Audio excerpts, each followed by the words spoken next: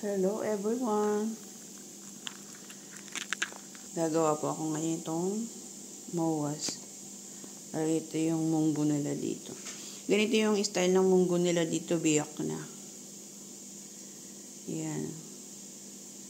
Yan po ang mawas o ang munggo sa atin. Sa atin buo, dito sa kanila is biyak na. Yan po ang aking mga gagamitin.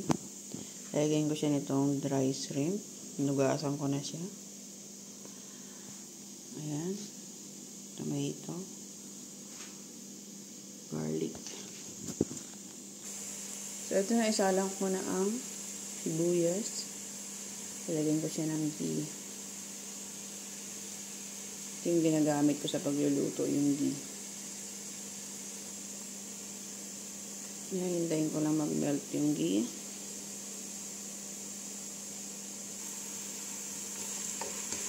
Madali lang siyang gawin. Napaka-easy lang. Wala pang 1 hour eh. Luto na.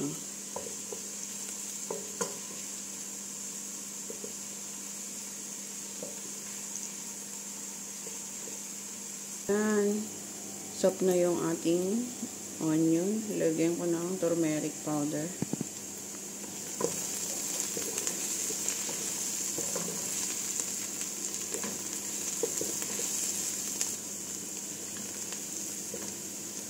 Lagay ko na yung bawang.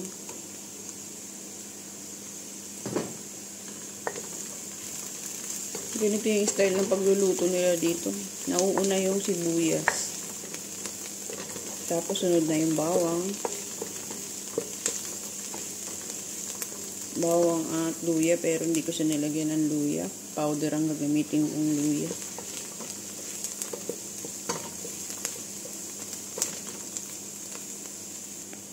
Lagay ko na yung tomato.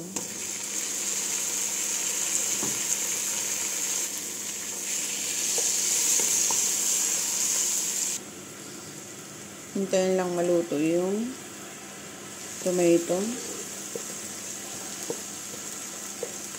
Yun, okay na siya. Soft na yung tomato. Ilagay natin yung dry shrimp.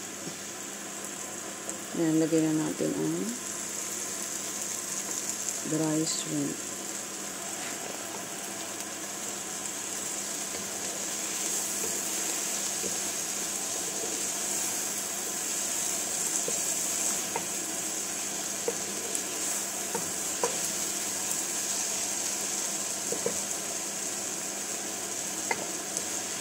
Lutuin natin siya about 3 minutes or hanggang sa mawala yung ng water kasi magtutubig pa yung ating shrimp.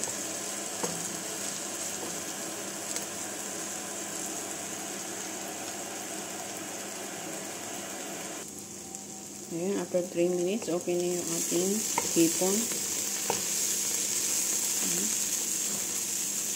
Lagyan natin ng bay leaves.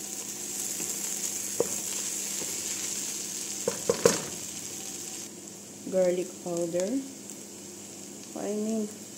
Ginger powder.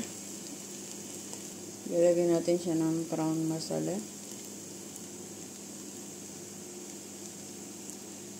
Baharat. Turmeric powder. Coriander powder. Black pepper.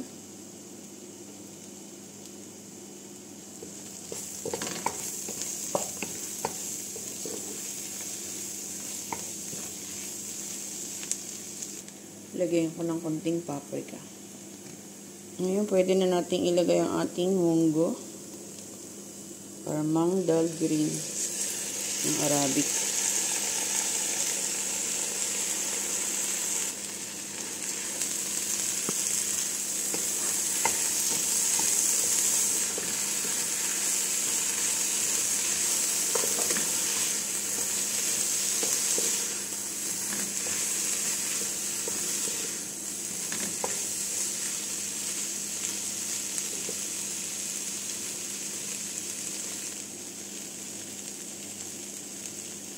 Okay, pwede na natin siya lagyan ng hot water.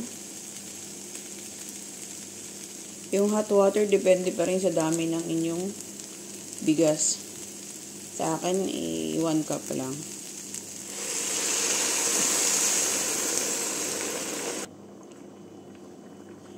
So, ayan. Nalagay na natin ng tubig na mainit. Hintayin nang maluto yung ating munggo. So, pwede na natin ilagay yung ating rice. Ganun lang siya ka-bilis or ganun lang siya ka-easy gawin. Napaka-easy.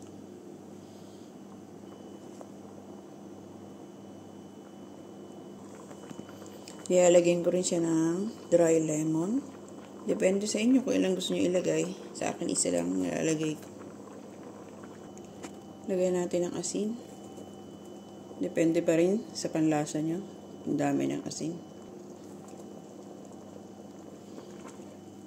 So, ayan, templado na siya. Hintayin na lang natin maluto yung munggo. So, ayan, lagyan din pala natin siya ng kamon.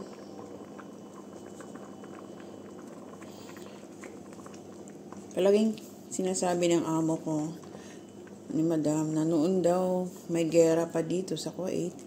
Ito yung kadalasang kinakain nila. Itong mawas na to. Ayan. So, may kwento pa rin pala sa mawas. Ayan, hintayin ko lang maluto ang munggo.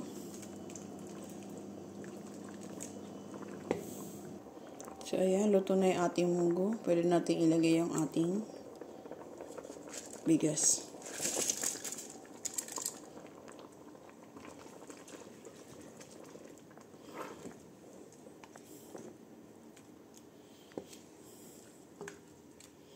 Yan. Tamang-tama lang yung sabaw niya. Ganyan lang dapat. Para hindi lumata yung kanin. So, yan. Pag kumulo na siya, ilalagay ko na siya sa mahinang apoy. Para hintayin na lang natin siyang mainiin. So, yan pa ang ating mawas.